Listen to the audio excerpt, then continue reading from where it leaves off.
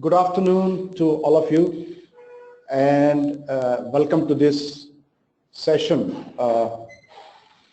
wherein I will speak about the GST compliance and how GST is a technology first kind of a legislation and the importance of technology when it comes to GST compliance. Broadly, I have put this session under multiple sections,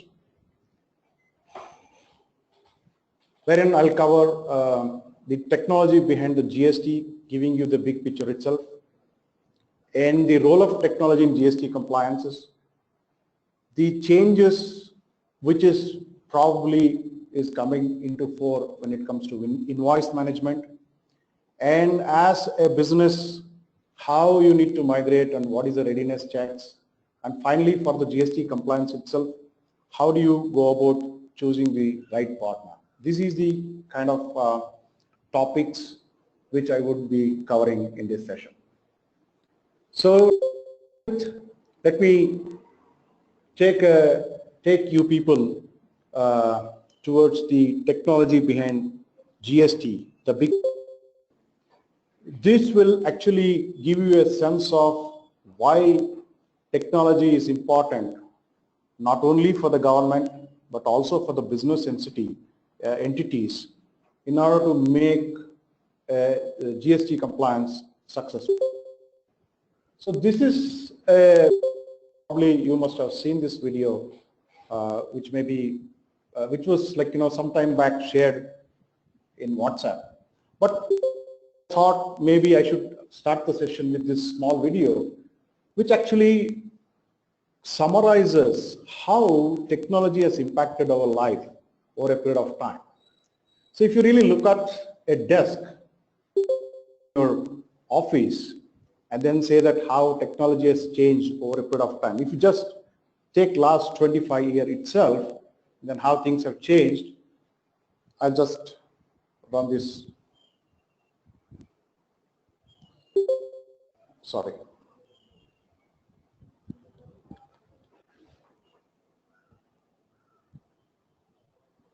So this particular image, whatever it is showing, is that when it was in 1980s, the desk was fully cluttered. There was a PC, there was a printer, there were so many gadgets around you, a lot of paper-based devices you are using. And as the time progresses, there is new technology coming into play in terms of having better processors, better processing capability, the internet coming into play, then most of these devices are slowly getting converged into only two devices. One is your desktop or laptop computer, and then second one is a smartphone. So today, as we speak, the desk has evolved to an extent that all those devices, whatever we were using in the last 25 years, they have become into two simple devices. So why this? So if you really look at the evolution of technology, many of you listening these keywords like big data, machine learning, Internet of Things, and all of that. So as the time is progressing, the technology is moving, and then most of our daily life utilities are being affected by technology. So one simple question I just wanted to ask you all participants, that how many of you do not use any of these following? So today, somebody without a smartphone, somebody without social media presence, or app-based taxi booking, or somebody who is not doing e-filing, these are all not common. This has become like given things. Most of us use these technology things, right? So in Indian context, what has happened is the e-governance initiative in India has been there for quite some time, but I think in last 10 years span, this has gained a lot of speed. So for example, Aadhaar was one major technology revolution, I would say, wherein a completely headless architecture was built so that many applications can start consuming Aadhaar and then seamlessly authenticate. So if you really look at it, Aadhaar came in and then the Aadhaar based eKYC came in. In fact, Aadhaar based e-sign is also there, and you all know about UPI, and now the world is ready for GSTN. So in all these changes, whether we like it or not, there is that technology component which is behind these changes. So if you really look at this platform approach, which probably the Aadhaar was the first such a platform, wherein the platform itself is agnostic to the applications which they connect to or the devices, in a sense that this is a headless architecture and completely API based architecture, application programming interface based architecture, so that the ecosystem can start developing devices and applications and consume these seamlessly. We are in fact started this whole journey, and we are excited that even GST a similar approach wherein the core of GST is kind of a headless architecture where it is used both for government agencies as well as for the taxpayers, so that they seamlessly use the same set of APIs. So how is this working? So if I to just take you through the journey of GSTN, as I pointed out in the very beginning, GSTN, if you start reading the rules, formats and other things, you kind of see that both and legislation have moved hand in hand in this case. So the seeds of GSTN is almost like 6-7 years old, when there was a special team which was constituted to think of this goods and services tax network or GSTN network. The whole idea was how to build this one monolith, a huge technology component which can be used by multiple stakeholders. So the initial thoughts were, there are stakeholders like, SME taxpayer, corporate taxpayer, the banks and the RBI, the tax regulatory authorities. These are all the different stakeholders in the GST journey, and all of them will connect to the same core system using set of APIs. So the workflows, of course, registration, returns, paying tax, getting the challans, refunds, audit. So the whole idea was the core system which is being built has to cater to all stakeholders, and it should be robust, it should be secure, it should be reliable, such that all these stakeholders seamlessly start using this infrastructure. So with this thought, the GST journey on the technology side has started, and as part of this journey, GSTN is a Section 25 organization which has been established. The primary motive or the objective of GSTN is to build a technology infrastructure which will help the end-to-end GST compliance. So in fact, GSTN has got 49% government share and 51% non-government financial institution share. Just to make sure that, to bring that agility to this organization so that they can rapidly adapt and change to the requirements, because the legislation is coming and then there could be changes. How rapidly we can change is a very key thing here. So GSTN actually has come up with an ecosystem approach, just like Aadhaar. What we are saying is that, as I mentioned earlier, there is a core GST system. Stakeholders, whether it's tax payers, tax consultants, whether it's banks or the regulators, all of them will use the same core system. And they have also introduced a new concept called GST Suvidha Providers, or GSP in short. So what they are saying is that, GSTN will enable multiple GSPs, and then GSPs are the ones who will build a gateway which will connect to the GST servers, and then they expose APIs to the application service providers. So we are one of the application service providers.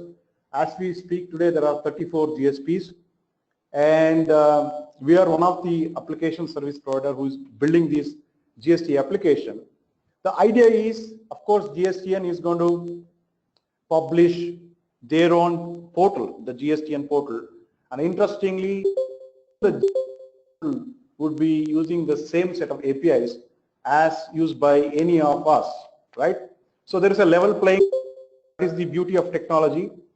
Technology helps democracy. It kind of democratize the whole resources that, it doesn't actually differentiate between one person or the other person. So GSPs has got this responsibility of publishing the APIs, GST APIs in a secure way, as well as build applications to help the taxpayers. So whole idea is this: if you have invoice information either in your ERP or accounting system, or invoice information is probably in an Excel sheet, you can actually upload that into a GST platform, a platform like GST Start, which we are, and then that is actually the information is flowing to the GST core system through APIs, which is published by these GST providers. So when it comes to the GST tax compliance, as you see here, it's an end-to-end paperless flow wherein the information flows in an electronic way all the way from your source to GST core system, and both the return filing and all of that, payment of tax, all of that is happening electronically. So just to give a little background of what GSPs are and what ASPs are. So as we know, there are around 80 lakh taxpayers as of now, and we are sure that this number is going to increase because of the taxable limits and things like that, and interestingly because of the input tax credit.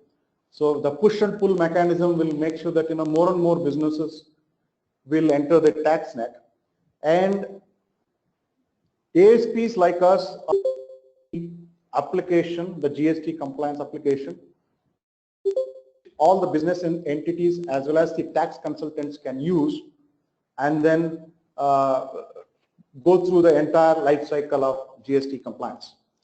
So just to give a glimpse of what is this API.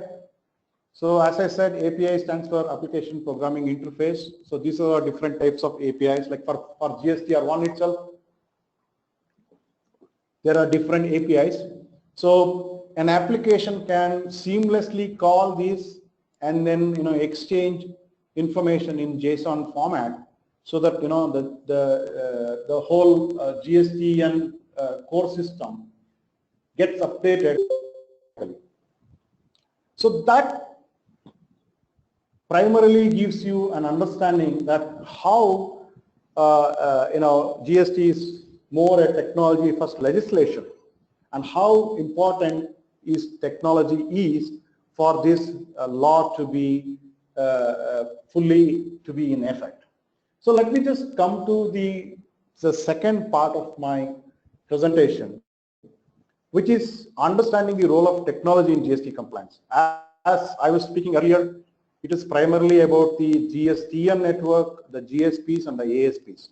But when it comes to a taxpayer or a tax consultant who is filing returns on behalf of a taxpayer, how does it work?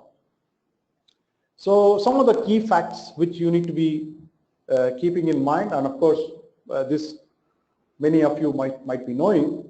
So as I said, there are around 80 lakh taxpayers, and on an average 320 crores, that is almost like 3.2 to 3.5 billion invoices are supposed to be processed by the GSTN network. That's a huge number, and that's the kind of information the GSTN has to process on a monthly basis. And for a given business entity, assuming that you are filing GSTR 1, 2, 3 returns, So 12 months, it's 36 plus 1 annual return. So at least there are 37 GST returns which needs to be filed by businesses. And as I was mentioning earlier, it's an API-based headless architecture and completely paperless. So, and then the GSTN becomes one of the biggest, largest commerce data warehouse, in fact. So that is the kind of scale we are talking about when we talk of GST compliance. So let me look at the actual GST process. This is where every business entity, every taxpayer, his or her action comes into play. So what are the things expected from a taxpayer? Of course, you need to get registered. So registration is one key process. I assume most of you already gotten the provisional IDs. So that is the registration part. And if you want to probably expand your business to some other state, then you may have to apply registration in that state. But interestingly, most of the documentation, I mean, in fact, all the documentation for registration is electronic. So you have to digitally sign and upload. You must have already done that. So it's almost like a paperless process. The second important process in GST is the filing of returns. That is uploading all your sales and purchase information, doing the return filing. And here also you need to digitally sign those returns. And then, of course, payment of taxes is a third important activity in the GST compliance. So what I want to highlight to you people is that all these processes need to be online. That means it's all not paper-based. And of course, GST portal will not be the only way to interact. That means there are GSPs and there are ASPs who are building very innovative solutions for GST compliance to make this whole compliance easy. And also all filings has to be non-repudiable. That means all filings has to be digitally signed, either using your digital signature certificate or using e-sign. So there are multiple options for that. So the key processes. So what I'm trying to highlight to you is that in order to adhere to all these things, technology is required. Another data point for you people, like in the erstwhile indirect taxation regime, there were almost like 495 forms. So even though we think that 37 forms is more, earlier it was like 495 forms, now it is getting reduced to 8 forms, wherein 3 forms is what is applicable to most of the businesses. So there is a huge reduction in the number of forms and there is a standardization. That means across the country, in all the states and the central filing, it's all standard. So suddenly the business, even a small business, gets that flexibility and they don't have to worry about how to register where, what kind of documentation and all of that. You do it in once, you know how to do it in any next state. So when it comes to registration itself, you must have gotten already the provisional GSTN ID. So GSTN ID is PAN based. So as you see, the first 2 digits are the state code. So essentially, since GST is a destination based taxation, you clearly need to know the state of origin and state of destination so that the tax can be calculated properly.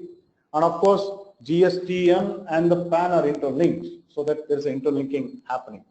So what I'm trying to highlight here is that once again, the registration itself is standardized, and then once you do registration in one state, then you know how to do it in other states. So it becomes much easy, and all your documents you're just uploading electronically so that there is no paper-based transactions. So by doing so, there are 2 things happening. One, the speed at which you can actually upload this so that the time taken for application itself, and at the same time, we understand is that many of these information, for example, the PAN information will be electronically checked. That means, once you give the PAN, they recheck. They are not looking at the document you have uploaded, or the SIN and the DIN of the directors. Those validations are also getting automated. And if you give other validation also happens. It's a voluntary thing for now. But what is important that the whole check, know your customer check, is happening automatically, connecting to those repositories so that your overall time taken for registration is being crunched, right? That's the power of technology here. And then as I was saying, there are 8 forms and GSTR 1, 2, 3 is important. But what I want to highlight once again is the role of technology in your input tax credit. As you see, as a taxpayer, you are raising sales invoices, you are supplying, so there is tax on suppliers. And then you are having raw material, so you're purchasing a lot of raw material, so there is tax on purchases. So your net tax liability is tax on supplies minus tax on purchases. So what does this mean? It clearly means that you need to make sure that you file your returns on time, and also you need to make sure that all the people from whom you bought raw material, any goods or services, they also file their returns on time so that you can take tax credit. So it is completely locked until and unless your suppliers do not file. Those tax credits are not seen, so that you can't take those tax credits. If you, the parallel to this is like the TDS, many of the, I think once the TDS is being deducted, the same thing has to appear in 26AS for you to take credit of that. So same way, this is happening, but it is important to note this is happening on a monthly basis. That means you're almost closing your books on a monthly basis. You know all your sales, you know all your purchases on a monthly basis. You file that information and the tax liability is automatically calculated, and that is the tax you need to pay. So that's how the technology becomes important. When the back end is actually being driven by technology, the front end, that is, how do you generate invoices, how do you collect these invoice information, how do you keep it, how do you make sure that you file on time, all needs technology. Then only the efficiencies would come. So let me just take one use case and run you through this flow. So as a taxpayer or as a tax consultant, what you need to do when. And let me take this example. So I have taken an example of a auto limited company which is making, say, manufacturing cars. And Manjunath Tire Traders is actually probably selling the tires. So one supplier selling it to one buyer. So how does it work? So to start with, the step one is that this is important. For Royal Auto, they need to have all their invoice information of both inward supplies as well as outward supplies in one place so that they can start working. So this is by end of the month of July, you should have this information handy with you. And then what you do, by 10th of August of next month, all the taxpayers are filing GSTR 1, including Royal Auto. As you see here, Royal Auto is also filing there. So here, I want to highlight, it is not invoices which is getting uploaded, it's only invoice information which is getting uploaded. That means there are, you just take out the details of the information in the GSTR 1 written format, and that invoice information being uploaded to GSTN through either directly using GSTN portal or using an ASP GSP, and then you're filing GSTR 1, electronically signing and filing GSTR 1. So now all the sales related or outward related information is with GSTN. So then what happens? So GSTN has to churn this data, and then based on the GSTN, it will give back the purchase information to all these business entities. That means GSTR 2A comes to you, which will show that, these are all the purchases you have made. So this is where the importance of every one of your suppliers filing in case of you buying the raw material, but assume that you're part of the entire supply chain for some large corporates and they want to take tax credit. So they definitely want you to file on time. So to that extent, it becomes very important for you people to make sure that you file on time. In fact, GSTN has come up with something called as a vendor rating based when you file and how accurate it is, the kind of number of mismatches and all of that. They are coming with an algorithm to give a vendor rating. So as a buyer, in fact, I can go to GSTN and find the vendor rating for a given GSTN, and then I know whether I need to buy from this person or not. So to that extent, for you, filing the returns on time becomes very important, right? And then on 15th, what happens? The inward supplies. So I already have the purchase information. I have GSTR 2A. I do a comparison, right? And when I do the comparison, there could be some mismatches, right? So if there are mismatches, I'll say that, this is not there in 2A, but still I have bought this, so that it goes as my purchase details and I upload my GSTR 2. So when GSTR 2 is uploaded back, for example, Royal Auto has added 1 or 2 items in the purchase register saying that these 2 I bought from this company and they have not filed in time, then it comes back to the supplier as GSTR 1A and they need to accept or reject it, and that's where the whole push and pull comes into play, and then this needs to be resolved in a span of 2 months. So you have a window of 2 months to resolve all these mismatches and then make sure that the tax paid is the proper one. So this is the flow, and then finally 20th August is when you're actually making the tax payment based on the comparisons, whatever happened. So if you really look at it on the back end, there is so much of technology. The GSTN is churning almost 2 billion and making sure that all these are properly getting segregated and put across to proper GSTNs. And for you as a taxpayer, technology becomes important because you have to make sure that all your invoice information is collected in one proper place, and you use some proper application to file your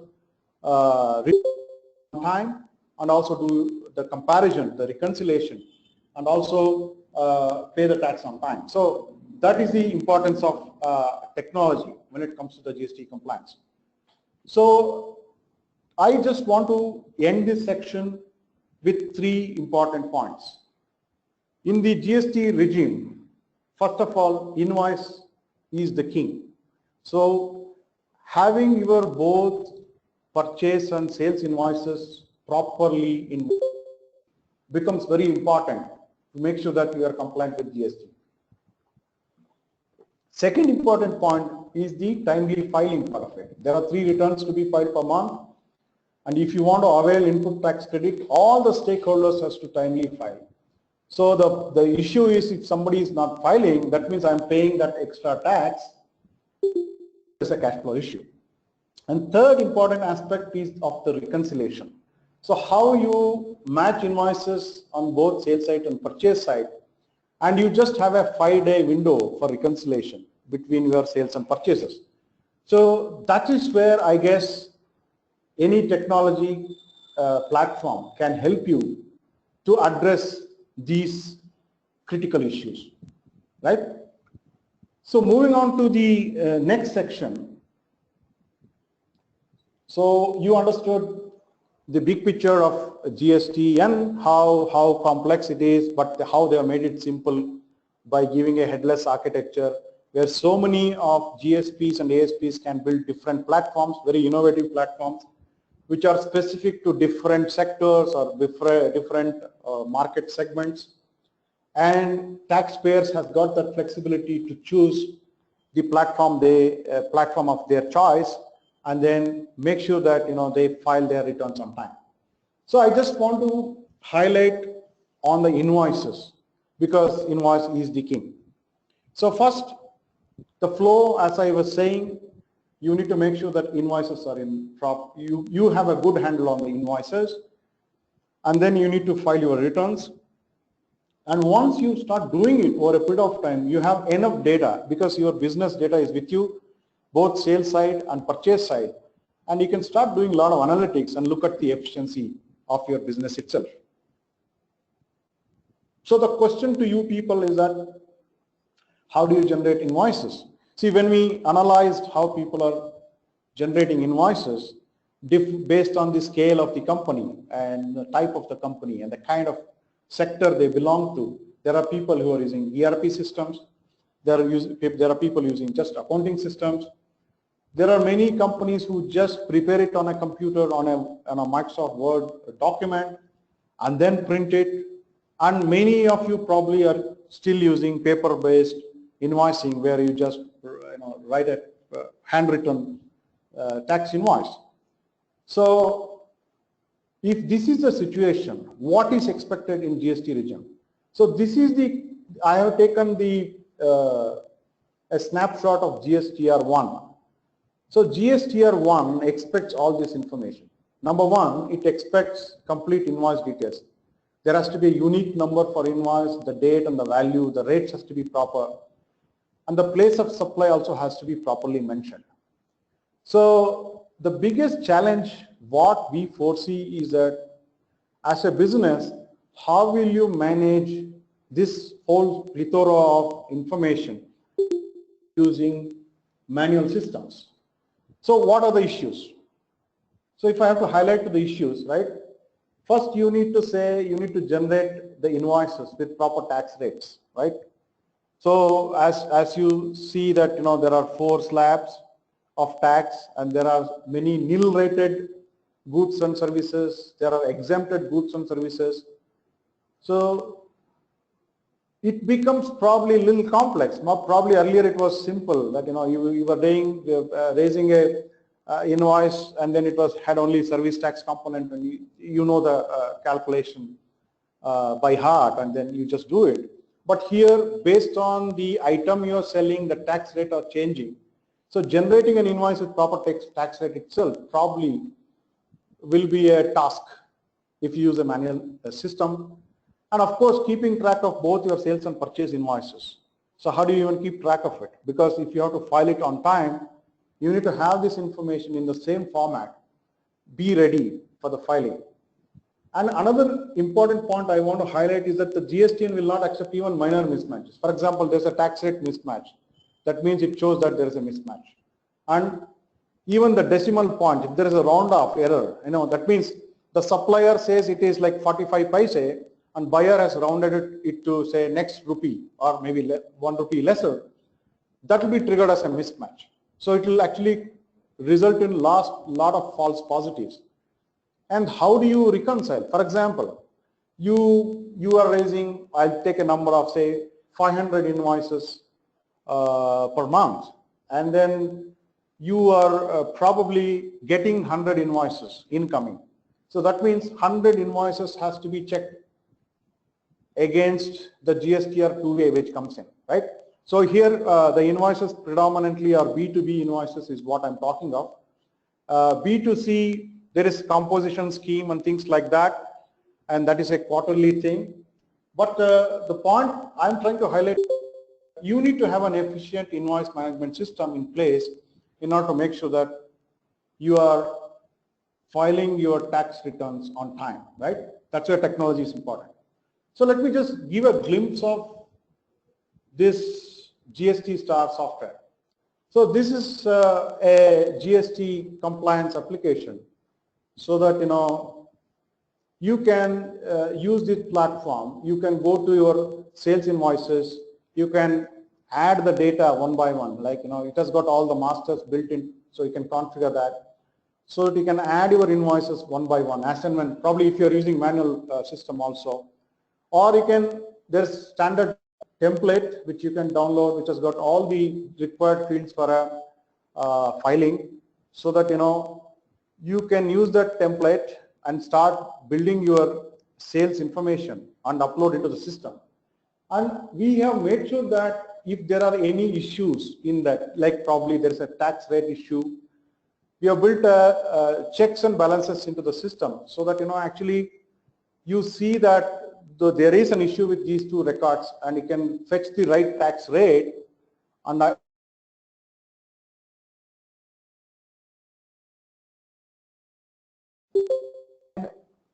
you can even share this information with your customers. Now that's also inbuilt in the system. So once the data is automatically saved, there is sales, there is credit and debit notes, there are aggregated entries and so many things. So you can make sure that you put in all this data into the system, and then there is something called as save to GSTN. In a sense that all this data preparation, you can do this platform, and once you are confident that everything is in place, then you can go to save to GSTN. You can actually go and choose different invoices, what you want to save to GSTN, even as a step-by-step method, or you can do bulk also. So this information gets saved into the GSTN, right? Now, once this is done, this is like Manjunatha Tires, who is the supplier, who is doing all these activities, and then he has actually shared all these invoices with Royal Auto, who is the customer. Now, that is about outward supplies. Let's assume now I will come and log in as Royal Auto. So Royal Auto is the buyer here. So once you share the invoices to Royal Auto will automatically see those invoices in their purchase register, right? So what they can do is, after they get this information, if they maintain their own purchases data, they can add, like be some items which is not part of that sharing, then they can upload that information, the purchase information also, into this platform and then save it. So once the saving happens, then there is the important point of reconciliation.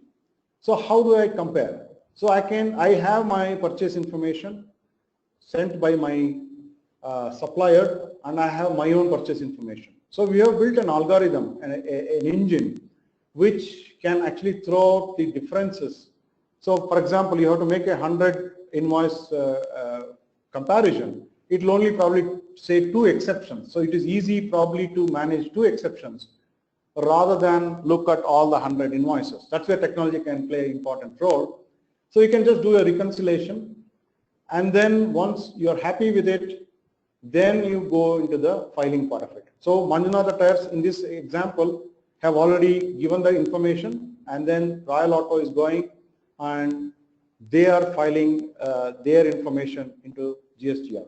So the whole flow, as you see, both sales side, purchase side is getting covered, and of course this platform has got already the digital signature and e-sign capability also.